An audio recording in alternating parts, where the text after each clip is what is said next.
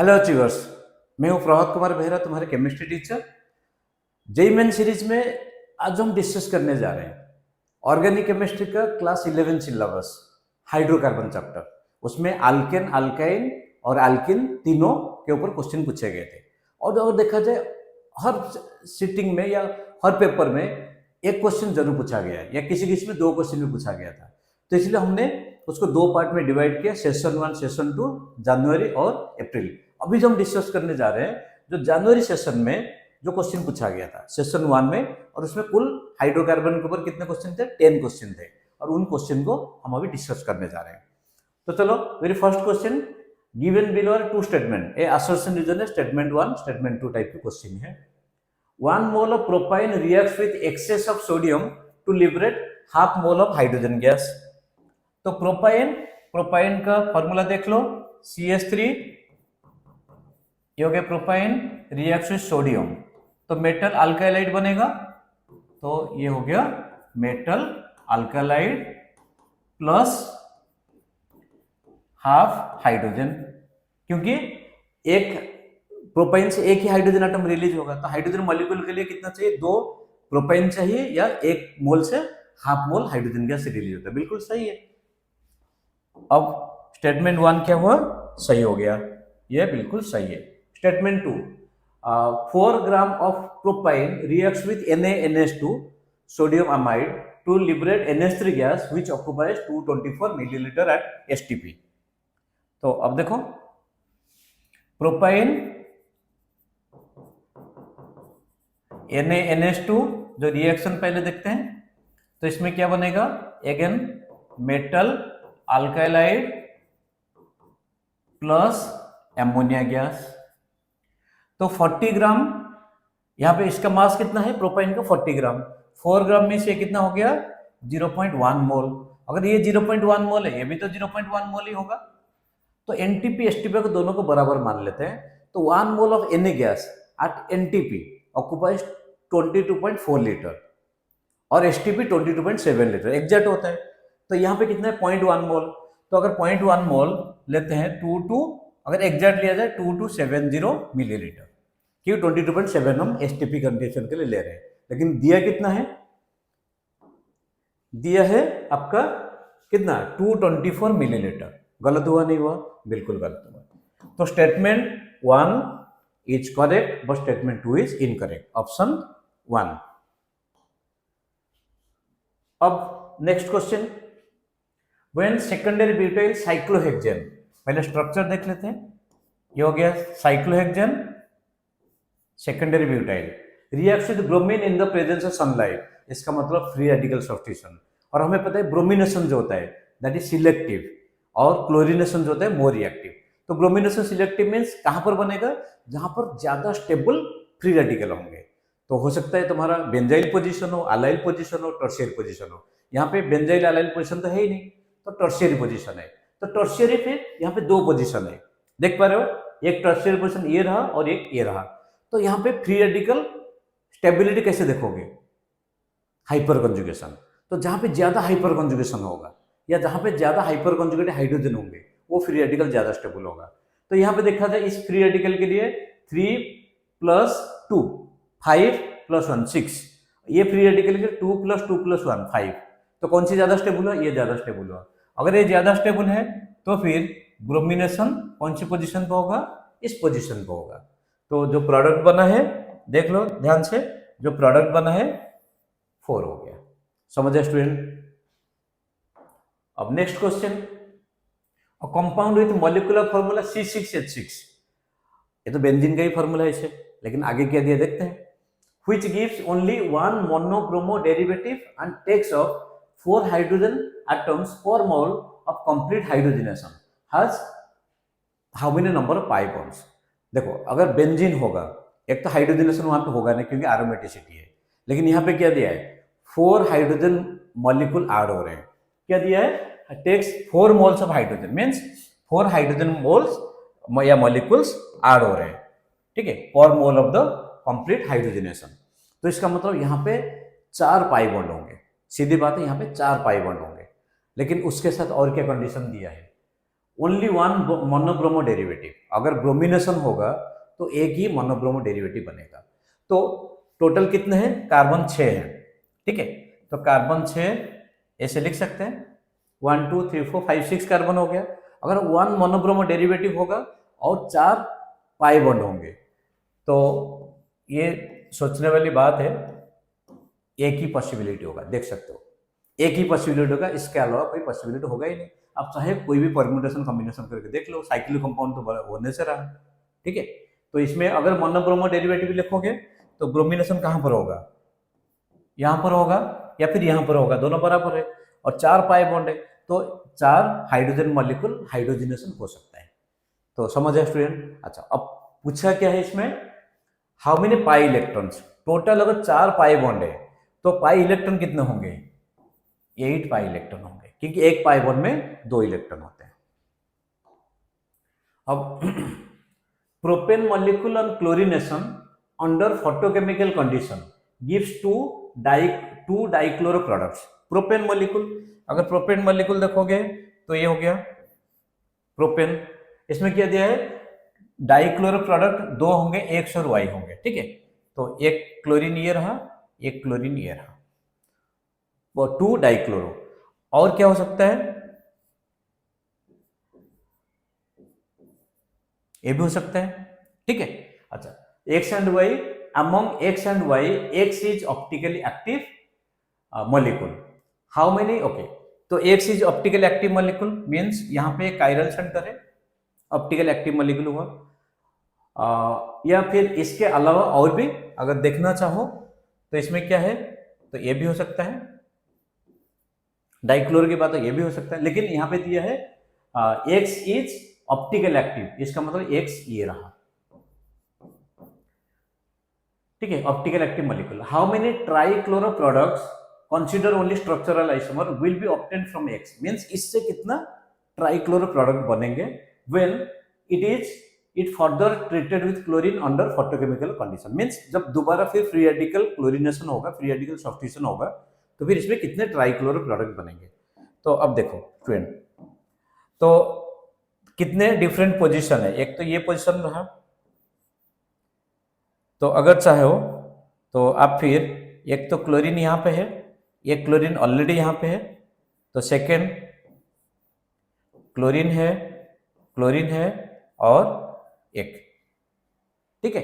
अच्छा, अब बताओ कितने हुए, और इसके अलावा और कोई हो सकता है क्या, एक तो हमने 1 1 लिख लिया, हाँ एक और हो सकता है, क्योंकि हमें फिक्स क्या करना है, ये तो फिक्स हो गया, देख रहे हो ये दोनों फिक्स है, 1 1 हो गया, 2 2 हो गया, और यहाँ पे एक और है, और पॉसिबिलिटी क्या लिखोगे इसमें, स्ट्रक्चरल मीन्स और तो बन ही नहीं सकता, मीन्स एक तो ये बन गया, 2 और 3, तो आंसर क्या आ गया 3, आंसर 3 आ गया, इससे ज्यादा बनेगा नहीं, क्योंकि सीधे देखो 1 2 ऑलरेडी क्लोरीनेशन है जो कि ऑप्टिकल एक्टिव है, तो अगर एक और क्लोरीन आएगा तो आ सकता है कि 1 2 पोजिशन को चेंज नहीं कर सकते, तो क्लोरीन अगर आएगा तो 1 पे आ सकता है, या फिर 2 पे आ सकता है, या फिर 3 पे आ सकता है, तो 3 ही तो बनेगा, तो आंसर क्या गया 3, मीन्स ऑप्शन 4। अब इसमें स्टूडेंट देखते हैं, match list 1 with list 2, okay. तो आइसोमर्स ऑफ C10H14, ये सारे आइसोमर दिए हैं, ओजोन लाइसिस प्रोडक्ट होगा, ठीक है, ओजोन लाइसिस प्रोडक्ट होगा। तो इसमें आपको बताना है इन कंपाउंड के ओजोन लाइसिस प्रोडक्ट कहां पर बनेगा। अच्छा, अब देखो ये जो दिया है ब्रैकेट मींस 3 कार्बन, 3 आइडेंटिकल है या 4 है, ऐसे दिया है। अच्छा, बताओ अगर ये कंपाउंड ले रहे हो तो एक दो कंपाउंड हम बता देते हैं, फिर उस टाइप का आप ट्राई कर लेना। तो ये और ये, तो अगर इसमें ओजोन लाइसिस होता है तो ये बनेगा और ये बनेगा यहाँ पे, और ओजोन लाइसिस में पता है जहां पे कार्बन कार्बन डबल बॉन्ड होता है वो कंप्लीटली ब्रेक होके कार्बन ऑक्सीजन डबल बॉन्ड बन जाएगा। एल्डिहाइड होगा कीटोन होगा डिपेंड करेगा, और टर्मिनल कार्बन होगा तो एल्डिहाइड बन जाएगा, अगर इंटरमीडिएट कार्बन होगा फिर कीटोन बन जाएगा। तो इसमें अगर फर्स्ट देखा जाए तो नंबरिंग करो 1 2 3 4, ये नंबरिंग आईपीएसी नहीं है, नंबरिंग इसको कार्बन कंपाउंड को लिखने के लिए।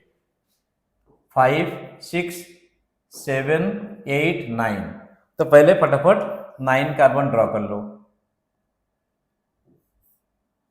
Okay 9 carbon. तो फर्स्ट कार्बन हमने यहाँ पे जो नंबरिंग किया है, दोबारा बोल रहा हूँ, this is not according to the IPSC numbering. तो 4 कार्बन पे 1 2 3 4 पे ये एक डबल बॉन्ड है, फिर 8 कार्बन पे एक और डबल बॉन्ड है और ये CHO है। तो अब देख लो ये कौन सी है, ये आ गया ये, ठीक है। तो वन कंपाउंड ये 3 के साथ है, 1 3 के साथ कौन सी है, ऑप्शन 2 भी है, ऑप्शन 3 भी है। तो हमें डिस्टिंग्विश करने के लिए बी कंपाउंड ले लो, क्योंकि इस टाइप के क्वेश्चन है स्टूडेंट, चाहो तो तुम हर कोई कंपाउंड को उसको ओजोलाइसिस करके देख सकते हो, बट इतना टाइम नहीं होगा, तुम्हें टाइम भी सेव करना है। तो फिर इसमें जो डिस्टिंग्विश करना है, आप देख लो 4 आ रहा है बी ऑप्शन 2 में और 3 में आ रहा है B2। अच्छा, तो बी जो कंपाउंड दिया है, तो फटाफट देखो बी जो कंपाउंड दिया है तो उसका स्ट्रक्चर, क्योंकि ये सारे तो आइसोमर ही है ना, तो ये हो गया बी कंपाउंड। तो इसमें अगर ओजोनलाइसिस होगा, ध्यान से देखो, इसमें अगर ओजोनलाइसिस होगा तो ये तो इसको फिर नंबरिंग करो 1 2 3 4 5 6 7 8 9। तो 9 कार्बन ड्रॉ करो। 9 कार्बन नंबर 1 पे CHO हो गया, और कार्बन नंबर 9 पे क्या होगा, दिस इज कीटोन होगा, है ना, और 2 पे कीटोन होगा। कार्बन नंबर 2 पर भी कीटोन है और 7 पर भी कीटोन है, देखो, ठीक है। अच्छा, तो देखो ये कंपाउंड कहां पर है, बी ये किसके साथ मैच कर रहा है, 4 के साथ मैच कर रहा है, देख रहे हो 4 के साथ मैच कर रहा है। तो अगर बी 4 के साथ मैच कर रहा है, कौन सी ऑप्शन आ गया, option is 2। So question number 5 option आ गया 2। बाकी दोनों आप खुद ट्राई करके देख सकते हो, सिमिलर प्रोसेस है। A compound X absorbs 2 moles of hydrogen, okay, 2 moles of hydrogen and X upon oxidation with KMnO4। 2 moles of hydrogen means क्या होगा, उसमें 2 पाई बॉन्ड होंगे। 2 moles of hydrogen मीन्स इसमें 2 पाई बॉन्ड होंगे। अभी हम carbon pi bond या carbon oxygen pi bond उसके बारे में नहीं बोल रहे, या कार्बन नाइट्रोजन पाई बॉन्ड नहीं बोल रहे, 2 मॉलिक्यूल ऑफ हाइड्रोजन को ऑब्जर्व कर रहा मीन्स 2 पाई बॉन्ड होंगे, चाहे एक ट्रिपल बॉन्ड हो सकता है या फिर 2 डबल बॉन्ड हो सकते हैं। इतना इन्फॉर्मेशन हमें मिला है, बट आगे क्या दिया है, oxidation with KMnO4 gives this. इसका मतलब कीटोन कार्बोक्सिलिक एसिड, फिर इसमें एक कीटोन ग्रुप है और एक कार्बोक्सिलिक है। तो इसका मतलब क्या है, एक ही कंपाउंड है, तो एक ही कंपाउंड डिसोसिएट होकर इतने सारे बने हैं। तो इस टाइप का कोई अगर कंपाउंड पूछा गया, इसका मतलब अल्किन पूछा है ना, तो इस टाइप का कोई भी अगर कंपाउंड पूछा गया है, तो इसमें देखना 2 कार्बोनिल साइट कहां पर है, 2 कार्बोनिल साइट कहां पर है, जहां पर 2 कार्बोनिल साइट होगा वो सेंटर पे रहेगा, और बाकी दोनों उसके कहां पर रहेंगे, टर्मिनल पोजीशन पे होंगे। तो इसको सेंटर पे रखो, oxygen double bond this CH3, फिर CH2 CH2, फिर C डबल बॉन्ड O और ये OH, ये रहा सेंटर पे। एक साइड में इसको रखो ऐसे ही। इवन ओजोनलाइसिस का भी अगर क्वेश्चन आए, इसमें तो कार्बोक्सिलिक एसिड है, ओजोनलाइसिस होगा O3 in the presence of zinc and water, इसमें भी इस टाइप का क्वेश्चन अप्रोच कर सकते हो। इसमें क्या है, एक एसीटोन है, ठीक। अच्छा, अब बताओ इसमें जो अल्किन होगा, ये अल्किन होगा, अल्किन बन गया। और ये जो OH है, OH किस में कन्वर्ट हो जाएगा, हाइड्रोजन हो जाएगा, ये भी OH हाइड्रोजन हो जाएगा, क्योंकि स्ट्रॉन्ग ऑक्सीडाइजिंग एजेंट की वजह से हाइड्रोजन जो है OH में कन्वर्ट हुआ था। अब काउंट करो, 3 + 1 4 5 3 8 9 फिर 10 13, ओके, काउंट करो कितना आ रहा है, फाइनली काउंट करने के बाद कितना आ रहा है आंसर, 27 आ रहा है। क्या सिग्मा बॉन्ड 27 है। पाई बॉन्ड अगर काउंट करोगे तो पाई बॉन्ड उसी हिसाब से आप काउंट कर सकते हो। समझ स्टूडेंट? अच्छा, अब next following are four molecules P, Q, R and S.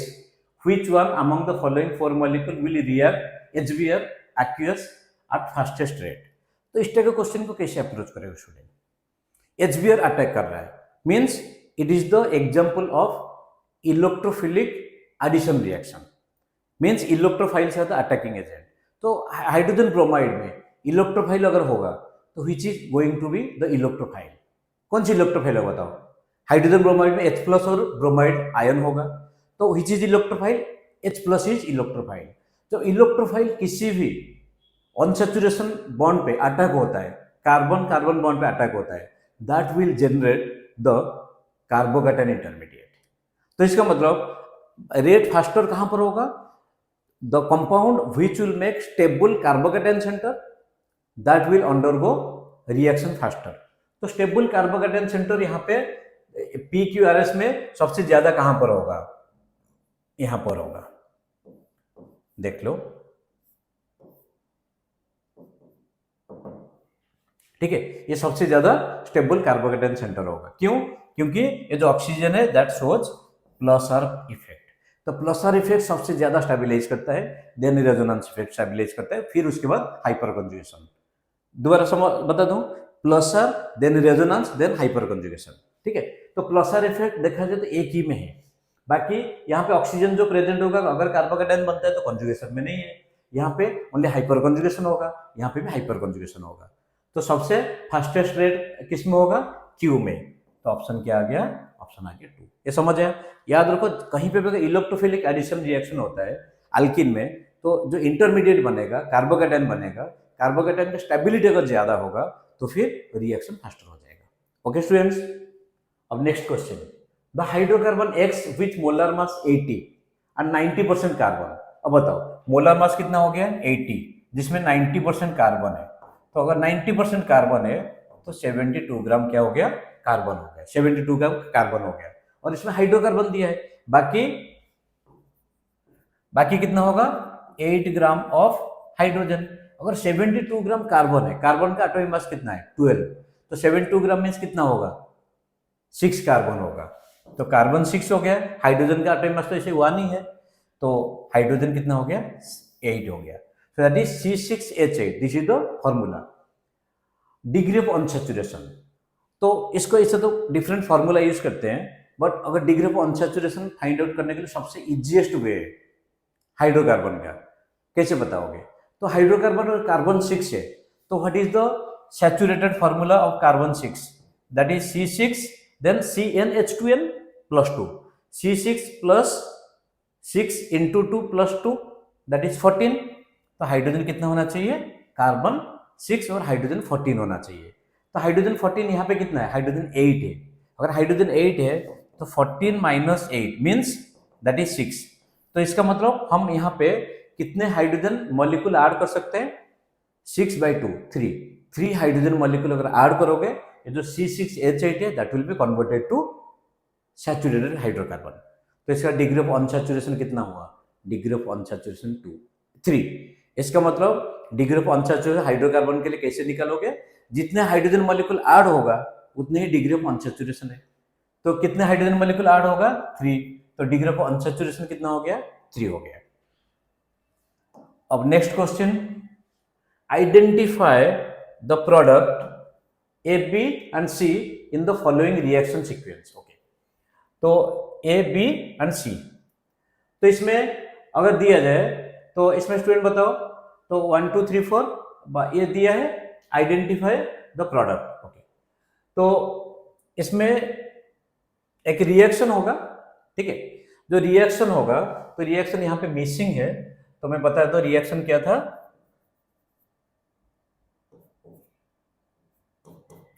ये रिएक्शन था, हाइड्रोजन ऐड होगा, ठीक है। तो अगर हाइड्रोजन ऐड होगा तो प्रोडक्ट क्या बनेगा? Hydrogen palladium in the presence of carbon, that is partially deactivated charcoal. तो अल्किन बना, जो कि इसको क्या बोलते हैं? लिल्डर कैटलिस्ट बोलते हैं। अल्किन बन गया, तो अल्किन फिर इसमें ओजोन लाइसिस हुआ था, थोड़ा सा इसमें टाइपिंग मिस्टेक हो गया। तो ओजोन लाइसिस अगर होगा तो तो प्रोडक्ट क्या बनेगा, CH3 CHO plus HCHO, CH3 CHO plus HCHO, तो ऑप्शन 1 आ गया। स्टूडेंट इसमें क्वेश्चन दोबारा बोल देता हूं, प्रोपाइन था, hydrogen in the presence of palladium and partially deactivated charcoal that is palladium and C, तो इसमें A था, ये जो रिएक्टेंट था तो इसमें A। फिर उसके बाद दिया था it undergoes ozonolysis to give B and C, so what are the compounds A B and C, पूछा है ना A B C कौन सी है, तो A B C ये मिल गया। ओके, थोड़ा सा इसमें एडजस्ट कर लेना, टाइपिंग मिस्टेक हो गया था। अब आगे last question, isomeric hydrocarbon which gives Baeyer's test, molecular formula कितना है C9H12। जो बेयर्स टेस्ट कौन से कंपाउंड देते हैं, बेयर्स टेस्ट अगर कार्बन कार्बन पाई बॉन्ड होता है, चाहे वो अल्किन हो या अल्काइन हो, अल्किन अल्काइन दोनों बेयर्स टेस्ट देते हैं। ठीक, तो इसमें क्या दिया है C9H12 जो कि नेगेटिव बेयर्स टेस्ट, इसका मतलब क्या हुआ, ये कार्बन कार्बन पाई बॉन्ड से फ्री नहीं है, अगर फ्री होता तो जरूर बेयर टेस्ट देता।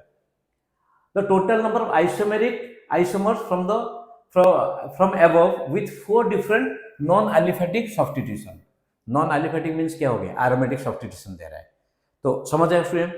तो इसका मतलब ये कंपाउंड में एक एरोमेटिक कंपाउंड है, एरोमेटिक कंपाउंड मीन्स एक जरूर बेंजीन है। अच्छा, तो बेंजीन जब होगा तो यहाँ पे बेंजीन हो गया, तो और बाकी कितना बचा है बेंजीन में, तो C6H6 होगा, तो बाकी 3 कार्बन है।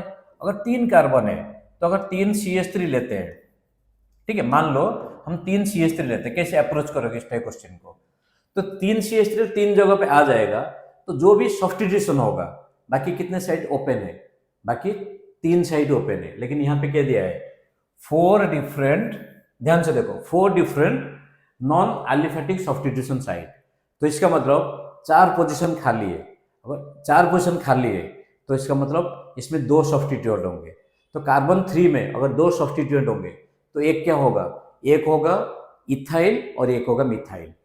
तो इथाइल मिथाइल अगर होंगे तो देखो, अगर हम एक इथाइल ले लिए और एक मिथाइल, तो कितने पोजीशन खाली है, कितने पोजीशन खाली है 4, और चारों डिफरेंट है, ध्यान से देखो चारों डिफरेंट है। और एक अगर यहाँ पे ले रहे हो 1 2 हो गया, ये 1 3 ले रहे हो, तो इसमें भी कितने पोजीशन खाली है 1 2 3 4, ये 4 पोजीशन खाली है। अगर तुम सोचोगे ऐसे तो आंसर इसका कितना हो गया, आंसर 2 हो गया, ठीक है, आंसर इसमें 2 हो गया। अगर तुम सोचोगे नहीं हम तो ऐसे नहीं लेंगे, हम 1 4 लेंगे, है ना, तो अगर 1 4 लेते हो, हम देख लेते हैं एक बार ऑप्शन देख लेते हैं, तो ये पोजीशन ए पोजीशन दोनों आइडेंटिकल है, तो फिर इनको एक ही माना जाएगा, ये पोजीशन और ये पोजीशन दोनों आइडेंटिकल है, लेकिन क्या पूछा है 4 डिफरेंट होगा, तो इसका मतलब जो आंसर है that is this 2, answer that is this 2, ठीक है, तो 2 ही हुआ। तो ओके स्टूडेंट्स, समझ आया, ऐसे अच्छे क्वेश्चन नहीं थे, कुछ तो बहुत अच्छे क्वेश्चन थे हाइड्रोकार्बन में, तो थोड़ा ये जैसे एक दिमाग लगाने वाले क्वेश्चन है, स्टूडेंट अगर एक बार पढ़ेगा इस क्वेश्चन को कभी अप्रोच नहीं कर पाएगा, उसको थोड़ा सा ध्यान से पढ़ के फिर अप्रोच करना होता है। तो now the time to say goodbye with this 10 questions, so we are going to meet the next time with the session 2 hydrocarbons. Till then, keep watching Prabhat Chemistry YouTube channel. Thank you. God bless you.